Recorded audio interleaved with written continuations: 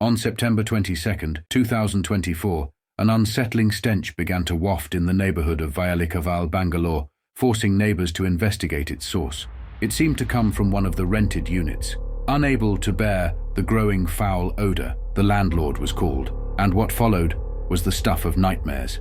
The door was opened, revealing a messy but otherwise unassuming apartment. Yet something about the space felt sinister. The curtains were drawn, barely any light coming in. As a few brave souls ventured deeper inside, their eyes fell upon the refrigerator, a grimy door slightly ajar, dark stains trailing down its surface, and maggots crawling ominously.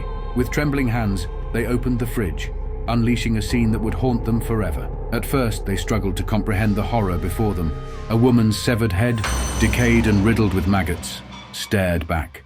The air filled with panicked screams and the raw shock of a gruesome discovery. Who was she? How did she meet such a brutal fate? And where was the rest of her body? Join us as we unravel the chilling and twisted mystery behind this heinous crime. Mahalakshmi was in her 20s when she married a man named Hemant Das, who owned a cell phone store in Bangalore.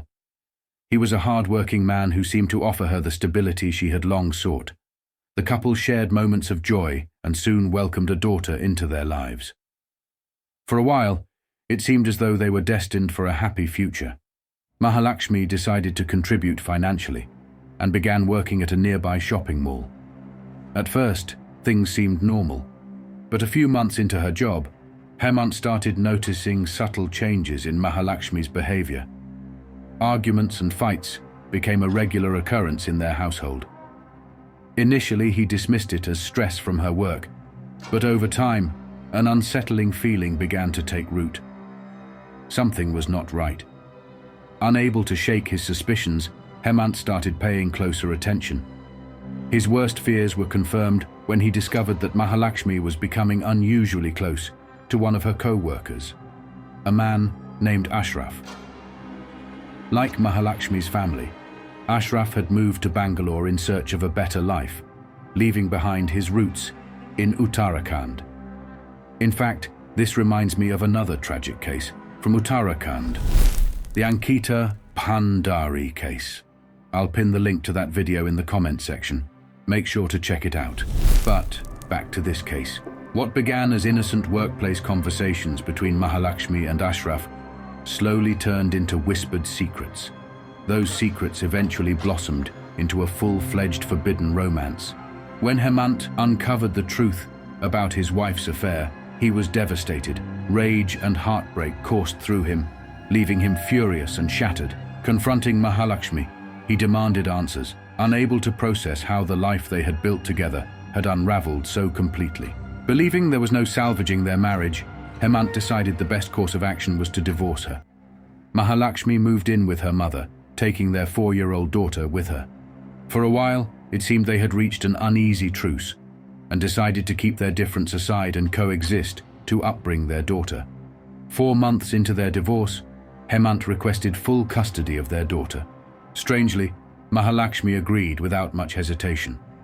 Her willingness to part with her child seemed odd at the time, but as events unfolded, her reasoning would become chillingly clear. Shortly after, Mahalakshmi moved out of her mother's house and rented a modest 1-bedroom unit in Mahalakshmi area of Bengaluru. Tragically, that home would soon become her final resting place. Now divorced, free of the responsibilities of raising her daughter, and living alone with little contact with her family, Mahalakshmi decided to embrace a life on her own terms.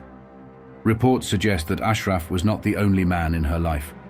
Mahalakshmi was allegedly involved in multiple affairs, leading a lifestyle that raised eyebrows among those who knew her. One day, Mahalakshmi vanished without a trace, and no one has seen or heard from her in the past 3 weeks. On September 21st, 2024, the neighbors began complaining about a foul stench emanating from one of the apartments. Although the smell had been lingering for a few days, by that day it became unbearable. Frustrated, they contacted the landlord to investigate. Upon arriving at the building, the landlord traced the source of the odor to Mahalakshmi's unit, which was locked from the outside. Concerned, he tried calling Mahalakshmi's phone, but it was switched off. He then dialed the emergency contact she had provided, her mother. When Mahalakshmi's mother answered, the landlord explained the situation, and luckily, she had a spare key. The landlord, along with a group of increasingly concerned neighbors, stood anxiously outside Mahalakshmi's apartment, waiting for her mother to arrive. Finally, Mahalakshmi's mother arrived, clutching the spare key with trembling hands. Without wasting a moment, they unlocked the door. The second the door creaked open, a wave of an indescribable stench hit them like a physical blow. It was a smell so vile, so overwhelming, that several people retreated immediately, gagging and coughing. Only the landlord, Mahalakshmi's mother, and a couple of braver neighbors pushed forward, determined to uncover the source of this horror. As they stepped inside, their senses were assaulted by the mess of the apartment. Clothes strewn about, furniture in disarray, but nothing that immediately screamed danger. Yet there was something undeniably sinister about the space. The curtains were drawn tight, letting in barely any sunlight, casting the room in an eerie dimness. The silence, apart from the faint hum of the refrigerator, was deafening. As they ventured further, their eyes locked on the fridge in the corner, a grimy old appliance with its door slightly ajar. Dark, sticky stains trailed down its surface, and maggots crawled on the edges. Summoning her courage, Mahalakshmi's mother hesitantly reached for the fridge door and pulled it open.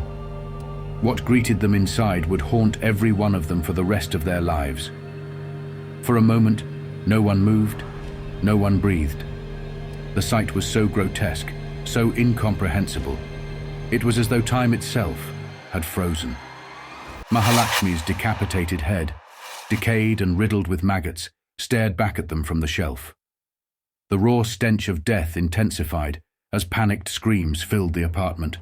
Some staggered backward, clutching their mouths in disbelief, but the horror didn't end there. One of the neighbors, desperate for clarity, turned on the lights. As the apartment was bathed in the harsh brightness, their eyes widened with fresh terror. The floor, previously hidden in the shadows, was stained with dark, dried blood. A trail of smears and splatters led to the bedroom, as though someone had tried to clean up, but given up midway. She was scattered all over the apartment. She was chopped into 59 pieces. There was a suitcase, and some of her pieces were stuffed into the suitcase. Amid the horror, no one initially noticed as Mahalakshmi's mother's legs gave way, causing her to collapse to the ground and lose consciousness. The police were called. An FIR was immediately registered, and the investigation began. The gruesome discovery at Mahalakshmi's apartment triggered a full-scale police investigation. With the crime scene sealed off and forensics combing through every inch of the apartment, the investigators quickly began piecing together a timeline of events leading up to her tragic death. Based on the state of decomposition and evidence found at the scene, they estimated the time and date of her murder, which was about 20 to 25 days. That also explained the smell. One of the first calls the police made was to Hemant Das, Mahalakshmi's ex-husband. Given their history of marital discord, Hemant was naturally one of the key individuals of interest. He was summoned to the police station for questioning. Despite the tense circumstances, Hemant provided the authorities with an alibi for the estimated time of the murder. His alibi checked out, and further confirmation came from the neighborhood's CCTV footage. After reviewing hours of recordings, Hemant was not seen anywhere in the neighborhood at the time in question. However, while he was cleared of direct involvement, Hemant did give the investigators a crucial lead. When asked if he suspected anyone who might wish harm upon Mahalakshmi, his response was swift and resolute. "Ashraf, if anyone has a reason to commit this crime, it's him," Hemant stated firmly. He recounted the affair that had shattered their marriage, and his certainty that Ashraf's intentions toward Mahalakshmi were not as innocent as they seemed. The police took this lead seriously and shifted their focus toward finding Ashraf. They began by pulling his background information. The police were confident they had their prime suspect. Who would fail to report their girlfriend missing for 20+ days if they weren't somehow involved?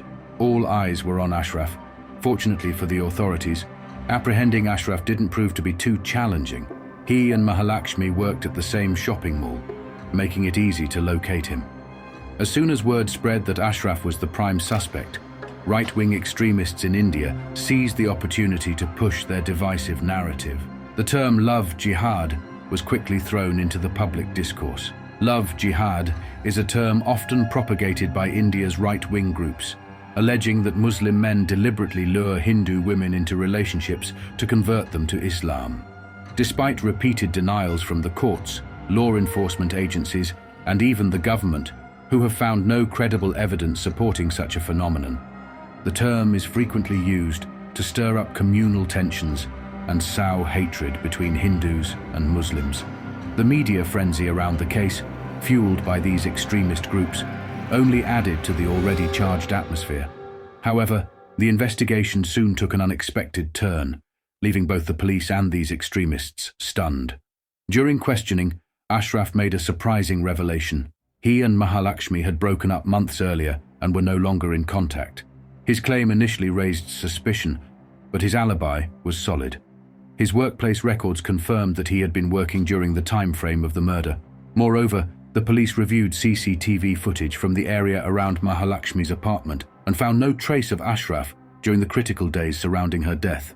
If Ashraf wasn't the killer, then who was? And why did Mahalakshmi's life end in such a horrific manner? The investigation continued, growing colder with each passing moment. The answer to these questions remained elusive, but for the police, one thing was certain: the killer was still out there. With Ashraf ruled out, the investigation took a frustrating turn for the police. The team compiled a comprehensive list of her co-workers, acquaintances, and anyone she might have interacted with in her daily life. Each individual was called in for questioning, one by one. As they worked through the list, they noticed an anomaly. One name stood out, not because of anything suspicious initially, but because this individual, Mukti Ranjan Roy, had never responded to their summons. When the police tried to call Mukti, his phone was switched off. This immediately raised red flags. Suspicions deepened when they reviewed CCTV footage from Mahalakshmi's neighborhood and spotted Mukti in the area around the time of her murder, and multiple times before that. His presence there, combined with his sudden disappearance, made him a person of significant interest. Investigators turned to Mukti's family for leads, locating his brother, who also resided in Bengaluru. The brother was brought in for questioning, but his initial responses were evasive. Sensing something was amiss, the police pressed harder. Under pressure, the brother finally broke down and revealed everything he knew. He confessed that Mukti had approached him shortly after Mahalakshmi's death, borrowing money under the pretense of needing to leave the state. Mukti had admitted to the brother that he had done something terrible. He needed to escape Karnataka and hide for some time. The brother, scared and unsure of what to do, complied with Mukti's request, giving him the money and keeping quiet about his whereabouts. Using this new information, the police obtained Mukti's alternate phone number, which his brother had provided. Tracing its last position, they discovered Mukti had fled to a remote area in West Bengal, nearly 34 hours away from Bengaluru. A team was immediately dispatched to West Bengal, initiating a game of cat and mouse. Once in West Bengal, the police worked with local authorities to track Mukti. Surveillance led them to a rented room on the outskirts of a small town. The police moved cautiously as they approached Mukti's hideout. Every step was measured, their adrenaline surging as they prepared for the takedown. Mukti's reputation for evasion and his capability for violence were fresh in their minds, so they left nothing to chance. The team split into two groups, one covering the back entrance to block any escape routes, while the other prepared to storm the front. With a synchronized countdown, the team at the front rammed the door open, shouting, "Police, hands in the air!" They barged into the small, dimly lit room Mukti had been renting. The officers spread out, scanning every corner, their weapons drawn and their senses heightened. But the room they entered told a story of hasty abandonment. Clothes and empty food containers lay scattered across the floor, and the bed was unmade. A faint smell of sweat and must lingered in the air, but Mukti was nowhere to be found. The realization hit hard. Mukti had managed to slip through their grasp. Frustration rippled through the team. Where could Mukti be? Would he be ever caught? The clue came from Mukti's brother, who informed the police that their mother still lived in Bhadrak, Odisha, near the border of West Bengal. Acting swiftly, the team left for Bhadrak immediately. On September 25, 2024, they arrived at Mukti's house, but they were too late. Mukti Ranjan Roy had taken his own life, hanging himself from a tree near the family property. The man who had eluded justice for so long had now taken all his secrets with him, or so it seemed. Among his belongings, a note was found, scrawled hastily but meticulously, offering a chilling insight. The note was as revealing as it was disturbing. Mukti painted Mahalakshmi as emotionally and physically abusive, describing incidents that eerily matched testimony from her ex-husband, Hemant Das. Mukti claimed that Mahalakshmi frequently demanded money, allegedly biting him during heated arguments, much like she had done to Hemant. Hemant also mentioned she had done that even after their separation. In the note, Mukti wrote, "Her intention was to cut my body into pieces, put them in the suitcase, and throw them away after killing me. If I had not killed her, Mahalakshmi would have killed me and dumped my body. I killed her in self-defense. For months, Mahalakshmi pressured Mukti Ranjan Roy to marry her." Mukti, aware of her previous marriage and suspecting she had other affairs, was reluctant and refused her demands. On the night of September 3rd, an intense argument escalated into violence. In a fit of rage, Mukti strangled Mahalakshmi. Overcome by panic, he spent the entire night sitting next to the lifeless body, contemplating his next steps. Investigators believe this was when he watched online videos about body disposal. The following morning on September 4th at 11 a.m., CCTV footage captured Mukti entering a local utensil shop, where he purchased a cleaver knife. Driven by fear and desperation, he dismembered Mahalakshmi's body into 59 pieces in the bathroom and cleaned the area meticulously with bleach to eliminate evidence. However, his plan to dispose of the remains hit a major roadblock. The densely populated neighborhood made it impossible for him to move the dismembered body parts unnoticed. In his haste to flee, Mukti stuffed some of the remains into the refrigerator, but left its door ajar. After locking the apartment, he fled, leaving behind a macabre scene that would soon horrify the nation. That is it for today. Please share your thought in the comment section. Check out our other equally shocking videos. Please don't forget to like this video, subscribe to our channel. Until next time, stay safe and stay vigilant.